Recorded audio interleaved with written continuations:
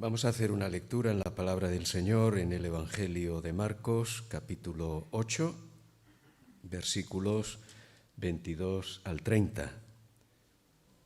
Marcos, capítulo 8, versículos 22 al 30. Dice así la palabra del Señor. Vino luego a Betsaida y le trajeron un ciego y le rogaron que le tocase. Entonces, tomando la mano del ciego, le sacó fuera de la aldea y escupiendo en sus ojos, le puso las manos encima y le preguntó si veía algo. Él, mirando, dijo: «Veo los hombres como árboles, pero los veo que andan». Luego le puso otra vez las manos sobre los ojos y le hizo que mirase, y fue restablecido, y vio de lejos y claramente a todos. Y lo envió a su casa, diciendo: «No entres en la aldea, ni lo digas a nadie en la aldea». Salieron Jesús y sus discípulos por las aldeas de Cesarea de Filipo, y en el camino preguntó a sus discípulos diciéndoles: «¿Quién dicen los hombres que soy yo?». Ellos respondieron: «Unos Juan el Bautista, otros Elías, y otros algunos de los profetas». Entonces él les dijo: «¿Y vosotros quién decís que soy?». Respondiendo Pedro le dijo: «Tú eres el Cristo». Pero él les mandó que no dijesen esto de él a ninguno.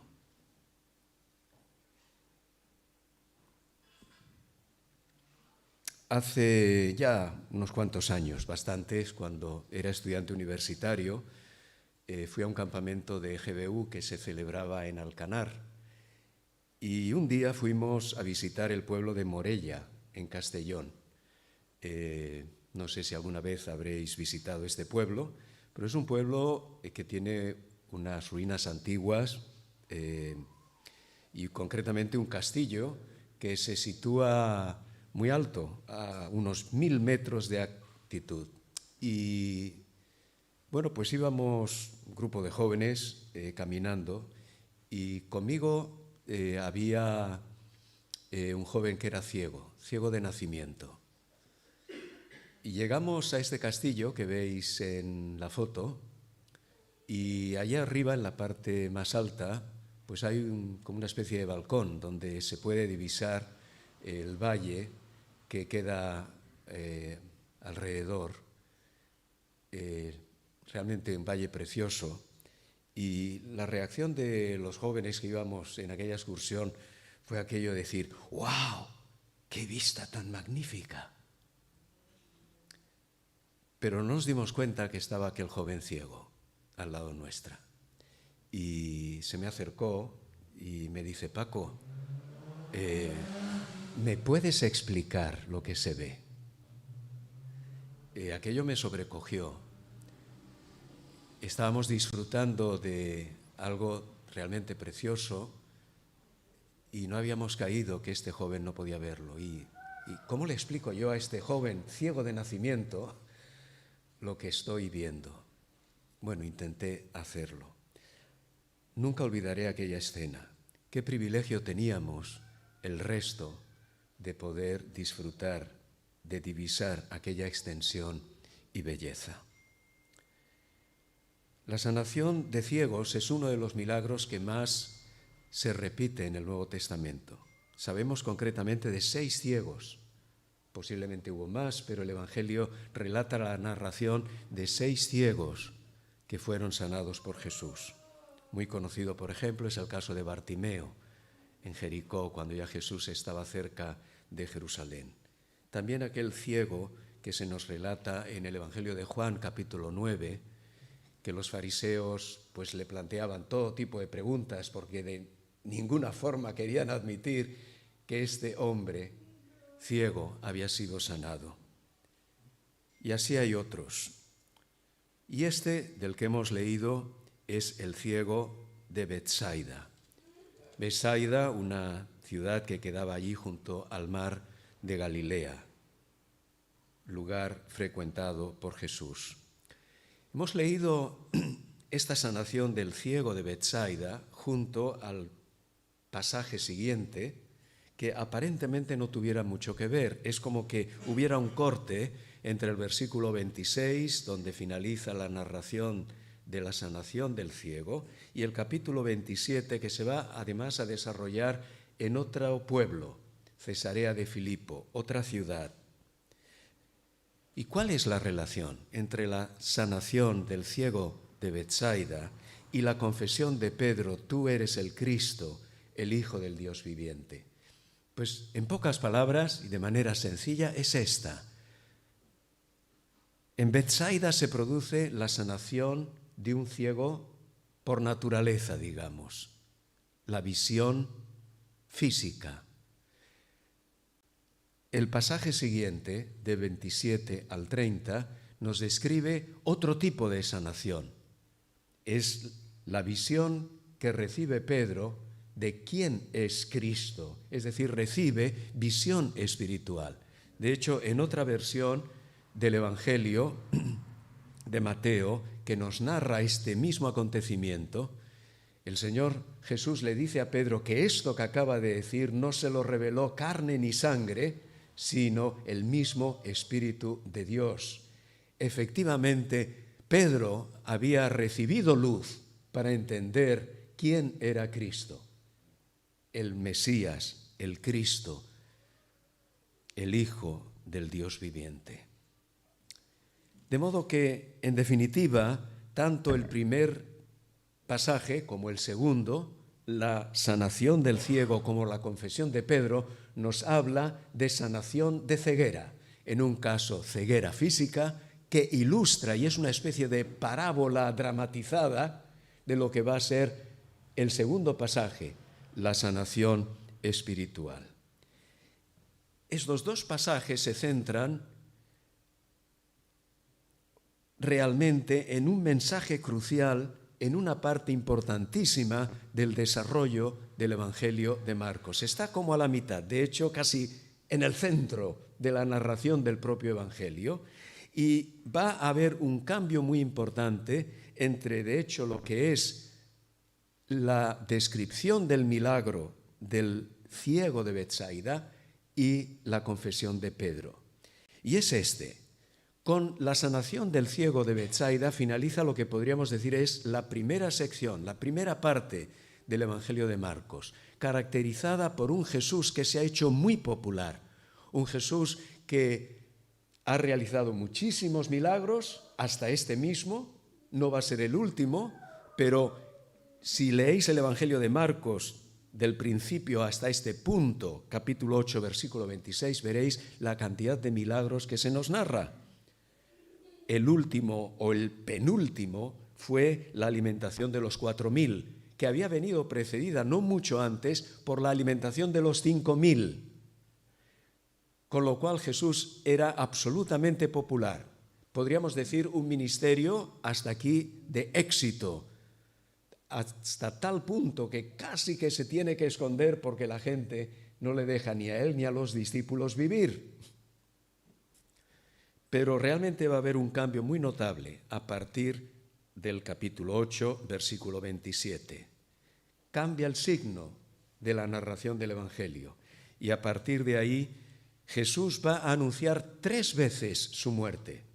Justo después de la confesión de Pedro, Marcos 8:31, tenemos el primer anuncio de su muerte. Poco después, si miráis en vuestras Biblias, capítulo 9, segundo anuncio de su muerte. Capítulo 10, tercer anuncio de su muerte. Capítulo 8, primer anuncio. Capítulo 9, segundo anuncio. Capítulo 10, tercer anuncio. Capítulo 11, comienza la semana de la pasión. Está claro que a partir de Cesarea de Filipo van a bajar, porque Cesarea se encuentra bien en alto, y a partir de ahí se produce un cambio, vamos a decir, de signo en lo que es la narración del Evangelio. Y la confesión de Pedro de la segunda parte de la lectura que hemos hecho se sitúa al inicio de esa segunda parte. Pedro confiesa quién es Cristo y a partir de ahí Jesús anuncia su muerte. Éxito, muerte. No es que la muerte no sea un éxito, es el gran logro, pero desde un punto de vista humano hay realmente un cambio importante.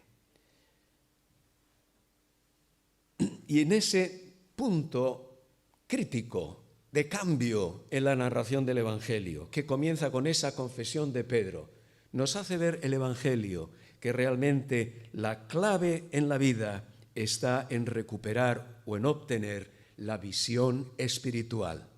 El ciego de Betsaida representa al hombre natural en su naturaleza, ciego. Como eran ciegos espiritualmente hablando los fariseos de la época de Jesús. Es decir, la religiosidad no significa tener la visión espiritual y la comprensión adecuada de la verdad de Dios. Uno puede ser muy religioso y ser ciego espiritualmente. De ahí que Jesús le haga ver a sus discípulos a través de lo que ha venido ocurriendo acerca de esta ceguera. Sí ha habido toda una narración de estos prácticamente 3 años ya del ministerio de Jesús, que Él ha demostrado quién es Él a través de todos sus milagros y en particular dando alimento primero a 5.000, después a 4.000, expulsando demonios, controlando el mar, sanando a endemoniados, dando vista a los ciegos. Y sabemos que el milagro de la curación del ciego de Betsaida está relacionado con la ceguera espiritual, no solamente por lo que va a seguir del milagro de la visión espiritual de Pedro, revelada por el Espíritu a Pedro, sino por lo que precede. Si tenéis vuestras Biblias abiertas, el pasaje justamente anterior, hemos leído a partir del versículo 22, pero mirad lo que dice Marcos 8, 17. Jesús le dice a sus discípulos: ¿qué discutís? ¿Porque no tenéis pan? ¿No entendéis ni comprendéis? ¿Aún tenéis endurecido vuestro corazón? Teniendo ojos, ¿no veis? Y teniendo oídos, ¿no oís? ¿Y no recordáis? Es interesante que en estas palabras de Jesús a sus discípulos les habla de tener ojos y no ver, y de tener oídos y no oír. Y justamente otro milagro recientemente hecho por Jesús, Marcos 7:31, es cuando Jesús sana a un sordo mudo, también simbólico de cómo es Jesús el que puede abrir los oídos del Espíritu para captar el mensaje del Evangelio y comprenderlo, es decir, verlo espiritualmente. ¿Y a qué se refería Jesús? Se refería a la ceguera humana que tenían los fariseos y en parte todavía tenían ellos también. ¿Cuál era esa ceguera? Era realmente no ver, no entender, no comprender con los ojos del alma quién era Jesús. Esta era la cuestión clave, porque esta es la centralidad del Evangelio, es Cristo. ¿Y quién es Él? Y esto era algo que indudablemente los fariseos no habían entendido, ni tampoco acababan de entender los propios discípulos, porque Jesús le habla de la levadura de los fariseos, Marcos 8:15, y piensan ellos que les está diciendo esto porque no habían traído pan.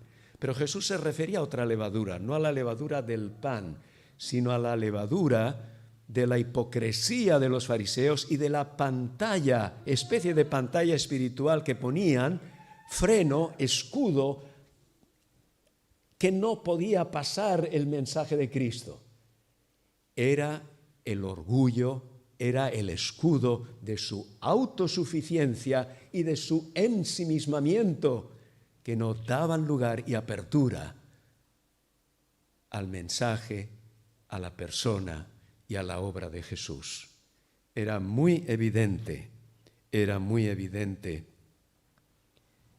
que así ocurría, y Jesús está mostrándole a sus discípulos que eso se llama ser ciegos espiritualmente, porque ante la evidencia de todo lo que él había hecho, de todo lo que había enseñado,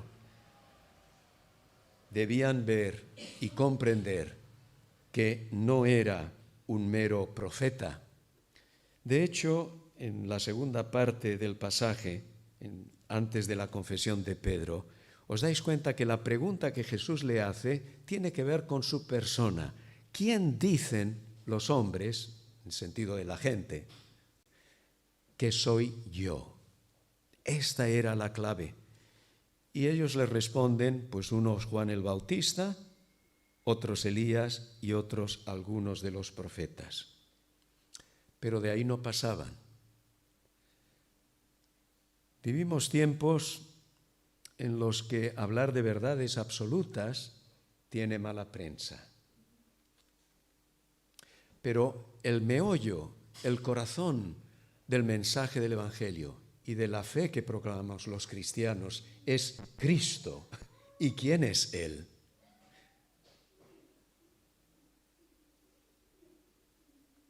Y esta es la verdad que debe iluminar la vida de la gente, la verdad central. ¿Quién es Cristo? Su obra y sus logros. Y no todo el mundo tiene razón. Hoy día la idea es que, cada uno tiene su propia verdad. Pero o es verdad o es mentira. Y las medias verdades son más bien mentiras también, porque no transmiten toda la verdad. O creemos en Cristo, quien Él dijo ser y quien da testimonio en las Escrituras de quién es Él, qué es lo que realmente es ser cristiano, o no estamos en la verdad. Indudablemente, como cristianos respetamos todas las religiones y damos testimonio de nuestra fe con mansedumbre y reverencia, o debemos hacerlo de esta manera porque nos enseña la palabra de Dios. En ese sentido, los cristianos debemos ser el mejor ejemplo de tolerancia, respeto profundo a lo que otros creen. Pero ser tolerante no quiere decir compartir la creencia de otros. Y tenemos todo el derecho, como cualquiera tiene, de defender sus posturas valientemente. No se nos debe amordazar.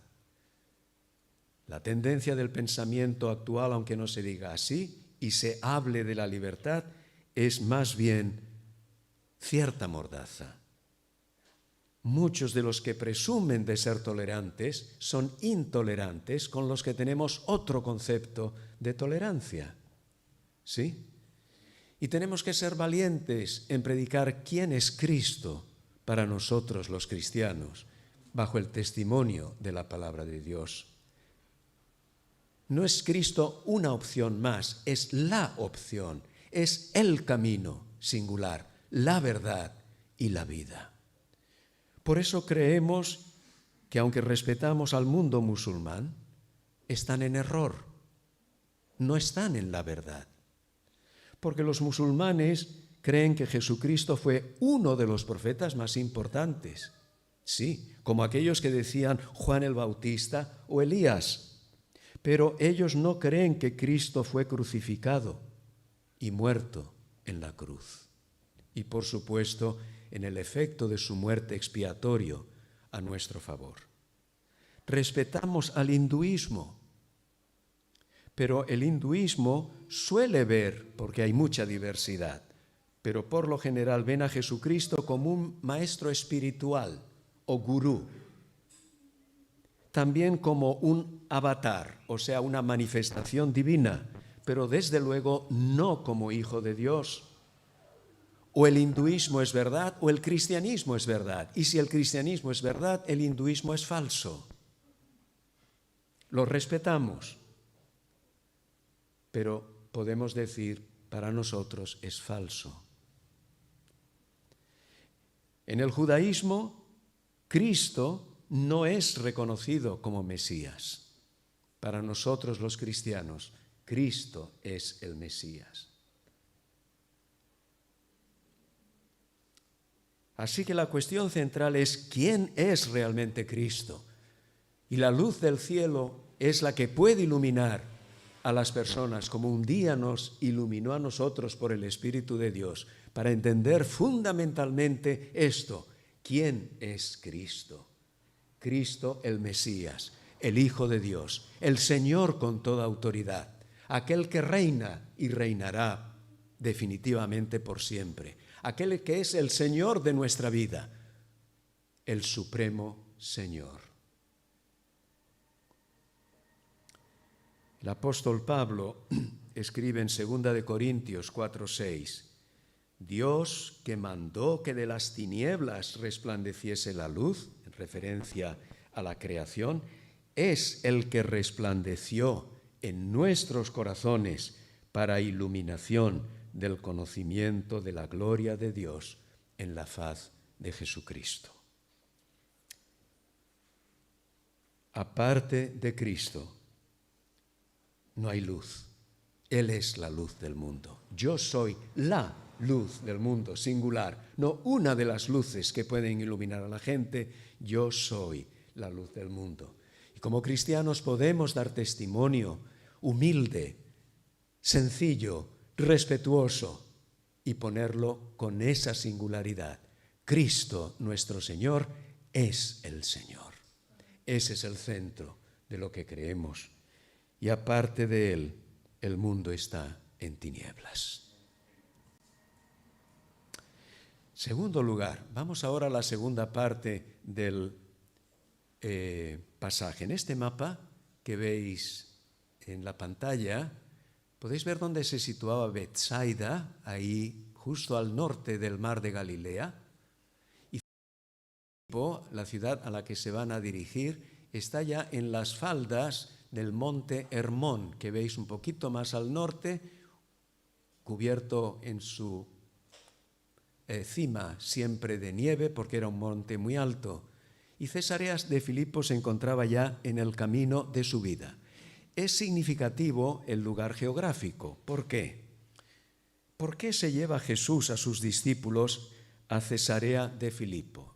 Bueno, el Evangelio no lo dice con precisión, pero hay un detalle interesante por la geografía, porque era una subida. Era una subida de aproximadamente unos 500 metros de desnivel entre Betsaida, donde está el lago de Galilea, y Cesarea de Filipo. Realmente el monte, con respecto a la tierra, tenía una altura mucho mayor, pero lo que es la ciudad se situaba a unos 300 metros de altura sobre la base en tierra. Pero es que el lago de Galilea, el mar de Galilea, tenía 200 metros bajo el nivel del mar, con lo cual el desnivel que tenían que subir era bastante, unos 500, 560 metros para ser más preciso. Jesús les lleva allí como un punto geográfico de inflexión, de cambio de la ruta. Estos discípulos que le han seguido ahora están en alto y desde Cesarea de Filipo divisan todo el valle del Jordán, el propio mar de Galilea, que se situaba a unos 40 kilómetros de distancia aproximadamente, y el camino por el que van a bajar. Han subido allí y de allí tendrán que bajar. Y ahora divisan una nueva ruta. Podríamos decir, la ciudad de Cesarea de Filipo en esa altura es el punto de inflexión geográfico, pero también el punto de inflexión de la carrera de estos discípulos y de Jesús mismo. Va a cambiar, como os decía al principio. Y desde allí, desde este lugar, ya solitarios, ahora no hay gente allí que les sigue, va a tener lugar este clímax. ¿Quién dicen los hombres que soy yo? Pero aún más importante, ¿qué decís vosotros que soy yo? Y Jesús, al preguntarle esto, obtiene respuesta de parte de Pedro, posiblemente representando al grupo. Pero ya sabéis que Pedro era muy lanzado, era sanguíneo. Así que es el primero en responder. tú eres el Cristo. ¿Qué quería decir Pedro con tú eres el Cristo? Pedro había llegado a la conclusión, y posiblemente los demás, que a la luz de todo lo que Jesús había hecho, de todos sus milagros, de esa primera etapa de su vida, no cabía otra que era el Mesías prometido. Pero los judíos, incluyendo los propios discípulos, como va a ponerse de manifiesto más adelante, tienen una imagen todavía distorsionada de lo que es el Mesías, porque piensan en un Mesías tipo rey David, político, que va a traer la liberación de la subyugación romana. De modo que la afirmación es cierta, tú eres el Cristo, pero el contenido de la afirmación todavía es defectuoso. ¿No es acaso algo similar a lo que ocurrió con la sanación del ciego? Recordáis que esta sanación del ciego tiene una particularidad, es en dos etapas. Primero, Jesús le toca, si volvemos de nuevo, vamos al milagro, le puso las manos encima y le preguntó Jesús si veía algo. Él mirando dijo, veo los hombres como árboles, pero los veo que andan. Algunos han dicho, pues no podía ser un ciego de nacimiento porque sabía lo que era un árbol. No sabemos porque podía tocarlo. En cualquier caso, todavía no veía bien. Veía, pero no bien.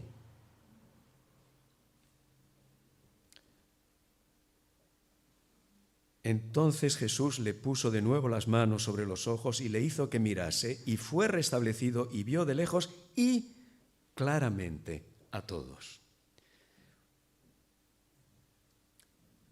Algunos dicen, pues en la primera parte del milagro Jesús falló porque le tocó y no fue sanado del todo. ¿Es que Jesús hizo un milagro a medias? No. Jesús sanó a otros 5 ciegos inmediatamente. Jesús podía hacerlo. ¿Por qué entonces a este ciego de Betsaida, justo antes de subir la cuesta hacia Cesarea de Filipo, Jesús lo sanó en 2 etapas? Por esto, porque ilustraba la visión defectuosa que todavía los discípulos tenían. ¿Veían? Sí, Jesús era el Mesías. ¿Perfecta? No, porque tenían otra idea de lo que era el Mesías. ¿Y qué prueba esta visión todavía defectuosa de Pedro y posiblemente del resto de los discípulos? Pues hay algo sumamente interesante. Un detalle del Evangelio de Marcos que siempre me ha impresionado. ¿Recordáis cuántas veces anunció Jesús su muerte? 3, lo decíamos al principio. La primera es justamente después, si tenéis vuestras Biblias abiertas, Marcos 8:31, es el anuncio de que Él va a padecer. Va a ser un Mesías, sí, sufriente. El gran logro de este Mesías no va a ser un logro político, no va a ser un rey al estilo del rey David. Su reinado no es de este mundo. Como él le dirá a Pilato, es otro tipo de reinado. El enemigo que tiene que conquistar va mucho más allá de un enemigo físico. Es el espiritual y son las fuerzas espirituales de maldad en las regiones invisibles. Bien, pues el propio Pedro, en ese anuncio que Jesús hace de su muerte, dice que le toma aparte y comenzó a reconvenirle, a intentarle convencer. Pedro no ha entendido aún, aunque dice que es el Cristo, el tipo de Cristo que es, y lo prueba justo después, mete la pata muy rápido. Pero la respuesta de Jesús es, quítate de delante de mí, Satanás. Y notad el por qué. Porque no pones la mira, la visión en las cosas de Dios, sino en las de los hombres. Pedro veía, pero su mira todavía era defectuosa. Ponía la mira en los intereses humanos, no en los planes divinos. y esto todavía tenía que corregirse. Pero no queda ahí la historia. Segundo anuncio de la muerte de Jesús, que se nos narra en el capítulo 9. ¿Recordáis lo de 8, 9 y 10? Segundo, 9. Jesús anuncia su muerte, Marcos 9:30. Pero es que ahora vamos al versículo 33. ¿Y sabéis cuál es la preocupación que hay en el corazón de estos discípulos? Jesús, que sabía de qué se habían estado peleando en el camino, les dice: ¿qué disputáis entre vosotros en el camino? Pero no dicen nada, como si Jesús no lo supiera. Porque en el camino habían disputado entre sí quién había de ser el mayor. ¿En qué? En el reino del Mesías que venía, pero que de nuevo la imagen está distorsionada. Todavía ven borroso, como el ciego, que veían a los hombres como árboles. Había que reenfocar todavía. ¿Y qué es lo que hay en el corazón de estos discípulos? Lo que hay en cualquier corazón humano: protagonismo. El deseo de ser más importante que el otro o mandar más que el otro. El orgullo humano, la preponderancia, que no les dejaba ver bien y de la que tenían que ser sanados por Jesús. Bueno, ya voy acabando. Tercer caso. Jesús de nuevo anuncia la muerte, capítulo 10. Marcos 10:32. Y aquí subimos a Jerusalén, dice Marcos 10:33, el Hijo del Hombre será entregado a los principales sacerdotes, a los escribas, y le condenarán a muerte, y entregarán a los gentiles, y le escarnecerán, le azotarán, y escupirán en él, y le matarán. Mas al tercer día resucitará. Por cierto, se quedan con la primera parte, según nos dice más adelante el Evangelio, que aunque Jesús les había hablado de la resurrección, no lo habían entendido. Se habían quedado con el miedo de que algo gordo iba a pasar. Este Mesías insiste por tercera vez que su mesianismo es de morir y de entregar su vida. Pero entonces, versículo 35 de Marcos 10, Jacobo y Juan, hijo de Zebedeos, se le acercaron diciendo: Maestro, querríamos que nos hagas lo que pidiéremos. Él les dijo: ¿qué queréis que os haga? Ellos le dijeron: concédenos que en tu gloria nos sentemos el uno a la derecha y el otro a la izquierda. Uno primer ministro y el otro viceministro. Siguen con la visión borrosa. ¿Os dais cuenta? 3 veces que, si tomamos el pensamiento hebreo, es el superlativo. Sabéis que en el hebreo no existía el superlativo como nosotros decimos muchísimo, es el superlativo de mucho, pero ellos decían mucho, mucho, mucho. Por eso en Isaías dice que Dios es santo, santo, santo, o sea, santísimo.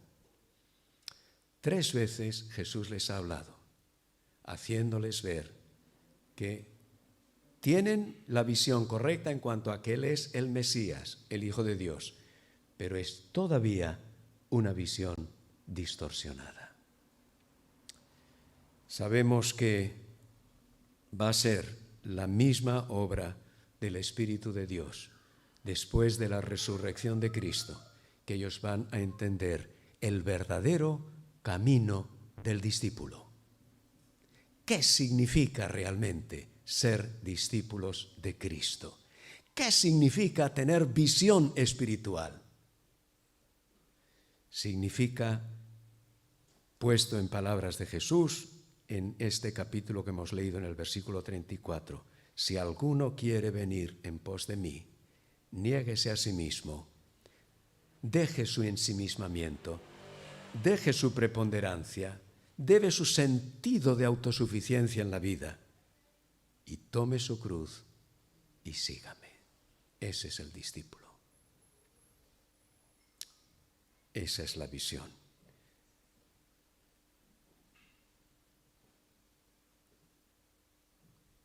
nosotros aún aguardamos una tercera fase en esa visión. Aquellos que hemos creído en Jesús, el milagro de la visión plena y totalmente clara no lo tenemos todavía. Jesús ha tocado nuestros ojos del alma. Nos has dado visión para entender y aceptar que Él es el Señor soberano. Y le seguimos. Pero en ese proceso, en ese camino del discipulado, nuestra visión se tiene que ir afinando. Es el toque continuo de Jesús en nuestros ojos de la fe que nos irán enseñando lo que significa verdaderamente que Él es el Mesías y que nosotros somos sus discípulos. Y en la medida en la que somos transformados y teniendo la visión adecuada, somos menos protagonistas y más servidores a la imagen de Jesús. Pero un día le veremos tal como Él es, y entonces seremos definitivamente transformados. El apóstol Juan, uno de los que estaban viviendo esta realidad, en su primera epístola, capítulo 3, dice: amados, ahora somos hijos de Dios, y aún no se ha manifestado lo que hemos de ser. Pero sabemos que cuando Él se manifieste, seremos semejantes a Él, porque le veremos tal como Él es. Esa visión plena nos aguarda. Gracias a Dios por la visión que nos ha dado. Y si no la tienes, pues es el mismo Espíritu de Dios que puede tocar tu alma y hacer el milagro de que veas. Hay algo milagroso, hay algo de secreto que no acabamos de entender. Lo hacemos a través de la exposición de la palabra, de la presentación de este Cristo vivo y único, del que el Evangelio da testimonio. Pero el milagro de que veas no depende de mí, ni de ninguno de los que estamos aquí. Depende de Dios. Es el milagro divino para recibir la vista. Somos ciegos espirituales de nacimiento. Pero Dios quiere que veamos ese valle precioso que se puede divisar, que Él nos abre la visión para entender quién es Cristo y con Él todo lo que Él ha hecho y lo que ha hecho por nosotros. La herencia que nos está guardada en los cielos. Otra visión de la vida. Captar una nueva realidad. Esto es lo que quería transmitiros. En Cristo podemos captar una nueva realidad, que es la realidad revelada por Dios, que comienza con quién es Cristo y sigue con su obra y todo lo que Él ha hecho y todo lo que nos aguarda a los hijos de Dios. Valle rico, el que la palabra nos revela, pero valle también de tomar la cruz y seguirle, porque mientras caminemos en esta vida, ser discípulos de Jesús supone vivir en la entrega continua a Él. Hay un himno, no sé si lo conoceréis en esta iglesia, se canta en algunas iglesias, pero meditando en este pasaje, pensé que eran unas buenas palabras para finalizar esta meditación.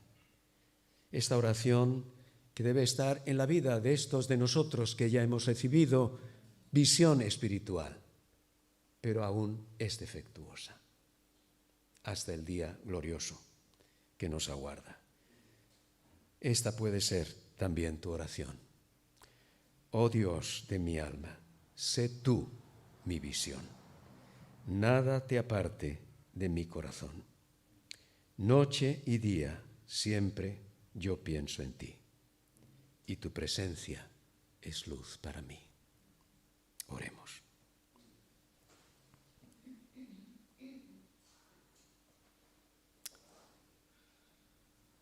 Padre del cielo, te damos las gracias porque muchos de nosotros tú has operado el milagro de la vista espiritual. Te damos las gracias por aquellos que nos transmitieron tu palabra, que nos predicaron el Evangelio sencillo, que nos mostraron quién era Jesús. Y tú nos diste luz para recibir esa palabra. Gracias, Señor. Y en esta vida, en este camino del discípulo que tenemos por delante, ayúdanos a recordar que seguirte, además de disfrutar de esa visión especial de la vida y del futuro, es el camino de tomar la cruz y seguir a Jesús.